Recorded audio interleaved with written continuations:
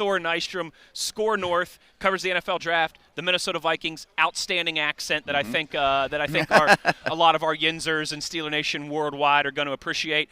Thor, thanks for taking the time, and how's the combine been for you so far? It's going great as always. Thanks for having me, boys. Appreciate it. Yep.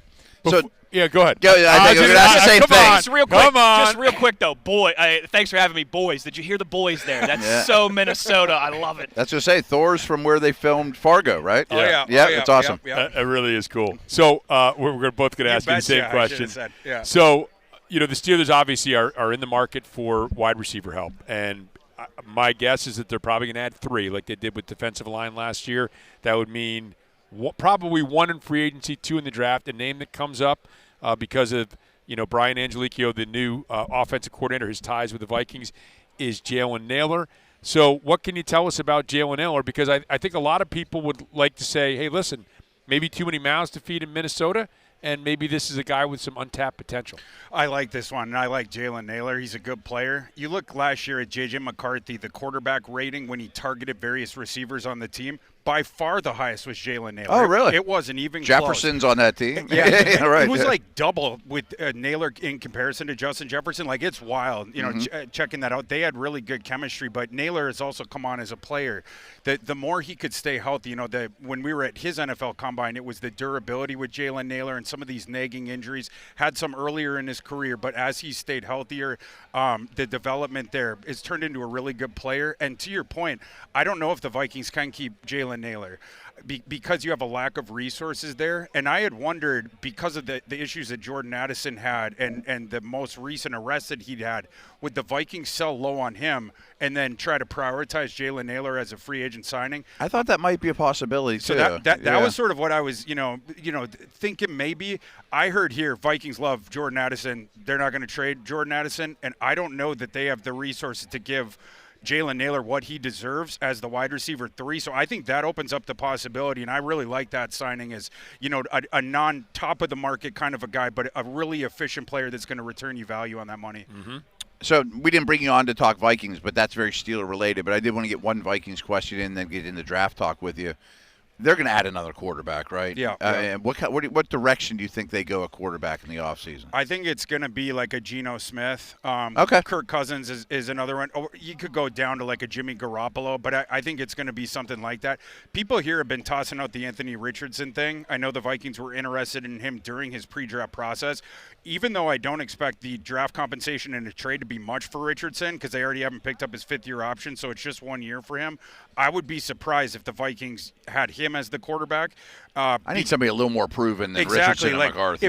If the whole idea is we have to get the better insurance policy and a playable guy, if JJ's not ready or JJ gets hurt again, whatever, I don't know how you can justify Anthony Richardson with that. Some people have tossed out, would the Vikings bring back Carson Wentz on a 1-year veteran deal, then trade for Anthony Richardson? Maybe that 3-man quarterback room could jive, but Anthony Richardson, counting on him just as your QB2 and then having the 2 raw guys kind of fight it out, that could go I'm not drastically sure about wrong. That. Yeah. That could go drastically wrong.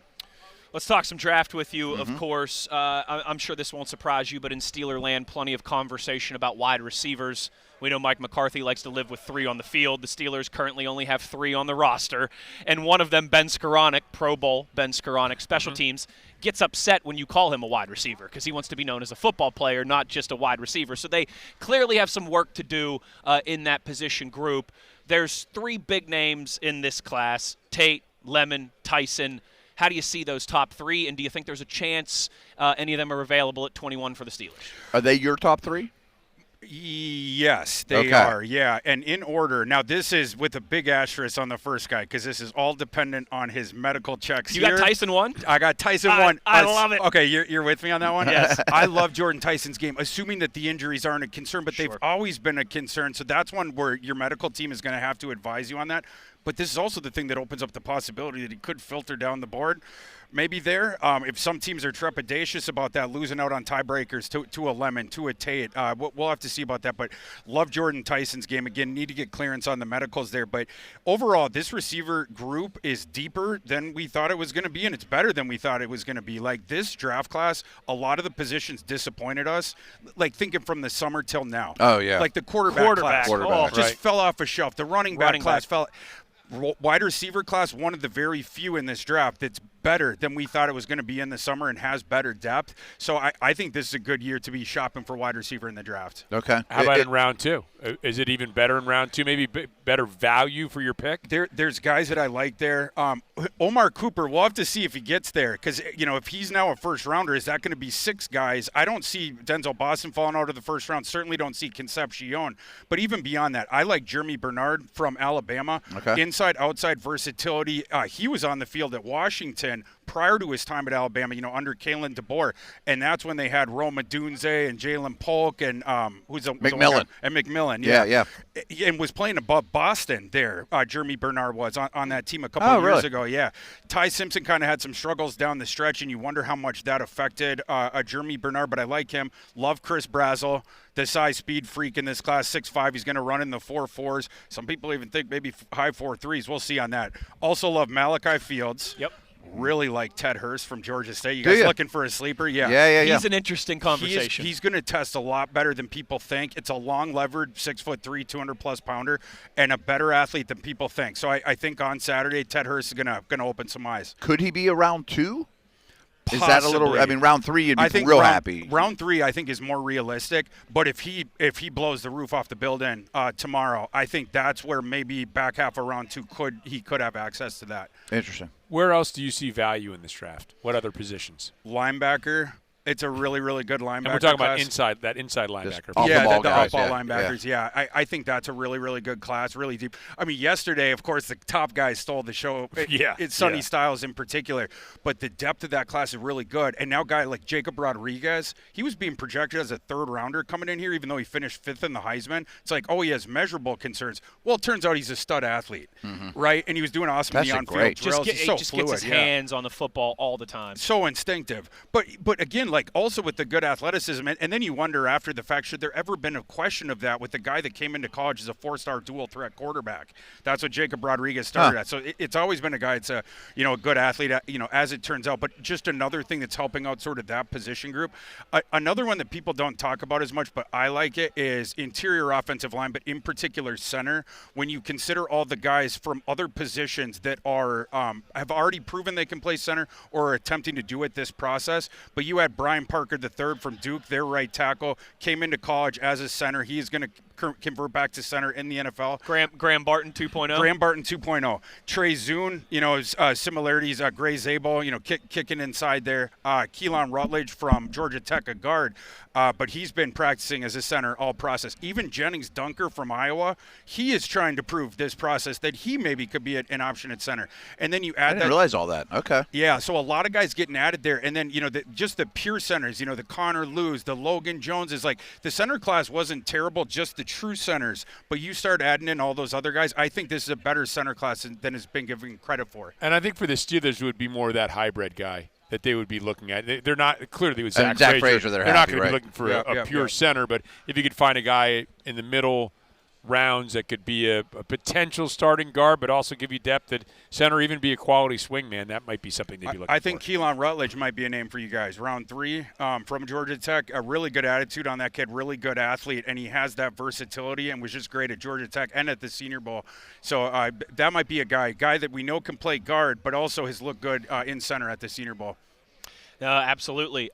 So weird year in terms of the tackle conversation, because so typically it feels like you have the top couple guys who go in the top 10, 11, 12, and then you don't see a run on any more tackles until day 2. Yeah. This year, like the exception to the rule where it feels like, Maui Goa, Fanu early, but then you could have some guys in the teens, some guys in the 20s, Super Bowl contending, AFC, NFC championship teams who could get tackles at the end of the first round that we very rarely see. Do you have of that group of the Proctors and all these other tackles? Ian Achor from Arizona State, anyone that stands out to you? I like Monroe Freeling from Georgia. He's starting to get a lot of buzz. Yeah, just an insane athlete, and both of his parents were athletes. The on-field athleticism metrics with Monroe Freeling last year, 99.8th percentile on-field athlete with the in-game athleticism with the GPS on that. Just an amazing athlete and an ascending talent. He is not a finished product yet, but could be a guy late first round there. And then I have to say that I like that Ian Achor kid from Arizona State as well. He's new to the sport. He plays mean. He plays like a bully, and he also is a good pass protector. Usually the guys that are newer to the sport, the footwork out there and the technique is, you can get a little cross-legged, on the counter moves and stuff like that.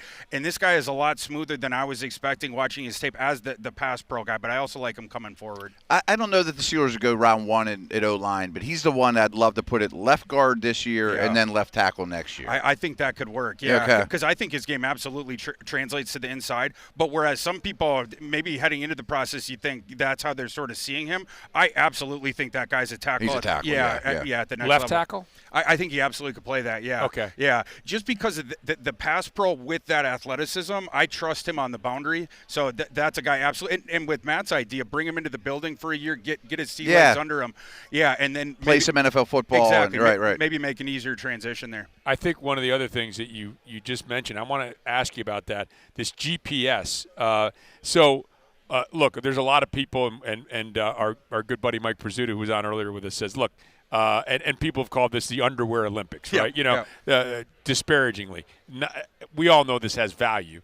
But it would seem to me that athleticism you're talking about when you're wearing pads would be a really interesting this is the first I've heard of it. I mean, is this widely used around the NFL, this athleticism with pads on thing? More and more. The one team that was the first one to do it is the Rams, that were putting as much or more weight in the in-game athleticism against the combine testing. And of course, but they haven't drafted well. What do they do well? Yeah. A couple years what ago, do they know? They had that one draft where they didn't have a first-round pick, and I don't think they had a top 50 pick, and they just destroyed that draft. Everybody. That was the Nakua's that draft, the Puka right? draft? The Puka draft. Yeah. It was just one guy after another, and they're always grabbing guys where then on the telecast it's like, that guy doesn't have good measurables, but he's a really good player. But a lot of times their in-game athleticism is better than their testing. This is the first I've heard of this. This is fascinating. So even at like the Senior Bowl, they're putting it up on the scoreboard now. It's becoming real public knowledge. Wow. Yeah, and the Rams, they skip the combine now. Now they're the most, I don't know if you'd want to use the word obnoxious franchise with this. Outlier. Like we don't outlier. We'll be kind. Thank you. Oh, well put. Matt's more professional than me, but they win a lot of games. They win a lot of games, and they think there's also, like someone like me, I think there's no such thing as bad data. I want to accrue as much as possible. Mm-hmm. That organization, they're choosy with their data, and there is some data that some of us would consider that they would omit.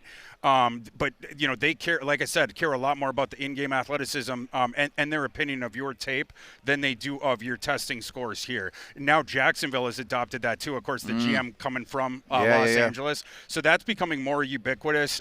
Less of a presence of a team at the combine, but more getting into your in-game athleticism scores. Boy, we got trepidatious and ubiquitous. I noticed that. Right. Tremendous. Those dudes from Fargo know what they're talking about. Right. Do you have a day two nose tackle that has at least a little bit of pass rush, not just a stump in the middle? I want to know the answer to this one. Yeah. So a little bit of pass rush. Yes. And this guy now I know is going to go on day two after yesterday because he did not test well. So this is not a popular name to bring up right now. Bama? Big Citrus? I was going to say Lee Hunter from Texas Tech. Oh, I like him too. Because I'd love him to fall today he had gotten that steam like leading up to this event of people like, I think Lee Hunter's a first rounder now, but he had like a 25th percentile size adjusted testing day yesterday. He barely got off the carpet in the vertical and stuff like this. This is one where it's like, I don't care. This is a 330-pounder with super light feet. I've seen him knife into the backfield over and over and over again. His athleticism scores, for some guys, and this goes back to the in-game athleticism. For some guys, you care about it. For other guys, you have the confirmation from the tape and how well they move around on the field, and that supports their game, and they're really good with that. That's my opinion of Lee Hunter. So if he falls into the 50s, sign me up for that. Yeah, and it's a possibility now with how poorly he tested. I'm curious about the advice that Lee Hunter got. Because in hindsight, he just shouldn't have tested this pre-draft process. Just stood on it. Yeah. By the way, and I'm glad you brought that up about his foot move. We were talking about using the word fluidity earlier today. Like, look, I know plenty of guys that could jump that I wouldn't consider great athletes, and I know 100%. guys that are fluid who can't jump, 100%. and I would call them great athletes. 100%. Yeah, I was talking with Corey Yates, the CEO of Real Analytics earlier. I had him on, and I asked him for like his biggest sleeper wide receiver, that's at the combine, and he brought up that kid from Incarnate Word, Jalen Walthall, I believe is his name. But he was talking about with his metrics on him, they don't expect him to run well. They were thinking 4.57, 4.58, but his metrics, Walthall's, were really good with separation and then the transition from receiver to runner, the fluidity thing that you're talking about and things that we can't test for here, right? And so that's the stuff that he excels at. It's probably not someone who's going to excel at the testing, but huge production profile at a subdivision level, but huge production profile. And then some of those things that we can't test for but contribute to your athleticism on the field, he is really good at. That's that receiver you take in the 5th round. That's there you go. That's There's a sleeper. Yep. We got like a minute left here, but any quarterback other than Mendoza that you'd be interested in? Cole Payton from NDSU. I love Cole Payton. I keep. Yeah, Well, you like that neck of the woods too. I do like it. Yeah, I'm just a couple hours away, so I got to watch him a lot live and stuff like that. But 6'3", 230 pounds. He's going to run in the 4.5s, dual threat, left-hander. He is inexperienced, yes, but this guy has the exact same physical package as Tim Tebow. He is what we wanted Tim Tebow to be. Cole Payton can actually throw down the field. He has really good touch, in particular downfield. He has kind of sort of like Tebow as well, kind of a windmilly type. Lefties are always weird. They got weird windups, yeah. And so we're gonna have to work on that a little bit. We got to get the ball out a little bit quicker. He's got to play, the timing stuff because it was over 3 seconds to throw. His average time at NDSU, a little bit of a different system, and also in the FCS level, he could wait it out because he's 6'3", 230 pounds. Danger on the doorstep. I can get out of it. Sure. Some of that stuff we're gonna have to teach him the NFL game, but all the physical tools are there in a very bad quarterback class. So I think that kid could rise real quick. Maybe he hangs out there in Rodgers for a year. I like that. Yeah, why not? Yeah, why not? I like that. Thor Nystrom, Score North, kind enough to lend us some of his time here on Radio Row. Great stuff. Thank you. Appreciate you, boys. Go Steelers. Go.